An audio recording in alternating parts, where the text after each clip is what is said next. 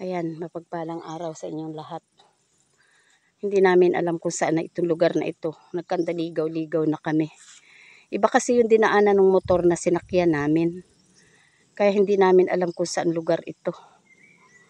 Ayan, sabi naman nung sinakyan naming motor, diretsuhin daw lang namin yung daan. Kaso diniretso namin, dito kami napasangsang. Saan ba lugar na ito? Hindi na namin alam kung saan kami dadaan din eh. Ayan, kapag kami naligaw, itong video na ito ay ito ang magiging daan para kami ay masundan ng aming mga kamag-anak, ng aming pamilya. Dahil hindi namin alam kung saan na kami tutungo. Ayan, buti na lang at mayroon ditong, ayan, may signal na konti. Napakahina ng signal. Ayan, kung sakali i-upload ko ito. Ayan.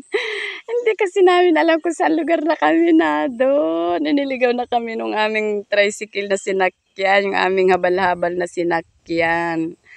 Pero dyan sa una-unahan, kapag talagang kami maliligaw, babalikan namin yung aming dinaanan. At ando na yung school ng Pugo. Ayan. Kasi sa kagustuhan namin na ang aming lalakarin ay konti na lang dahil sobra grabe ang init. Dito kami nagpahatid sa bagay sila'y napadaan na ditong minsan. Isang bisis lang daw siya napadaan dito kaya siya medyo ligaw na rin. Kaya ibinaba kami doon at sunsunin na lang daw namin yung daan. Kaso nga, nung sunsunin namin yung daan, dito na kami napapunta. Ayan, kung saan lugar ito. Ngayon, lalakad na lang kami ng konti dyan para hindi kami mapalayo. Konting-konti na lang dyan sa una-unahan na lang na yan at hindi namin natukyan ang daan. Muli kaming babalik dito sa aming dinaanan na yan. Muli namin babalikan yung dinaanan namin at para matukyan namin yung school ng Pugo. Babalik kami doon sa waiting shed na pinagtatambayan namin pag kami naghihintay ng tricycle na dadaan. At doon na rin yung tunay na daan na dinadaanan namin talaga. Kaya kapag hindi namin natukyan dito na lang kami, hanggang dito na lang dyan sa, na yan, sa unahan na yan, hindi namin dyan natukyan yung daan.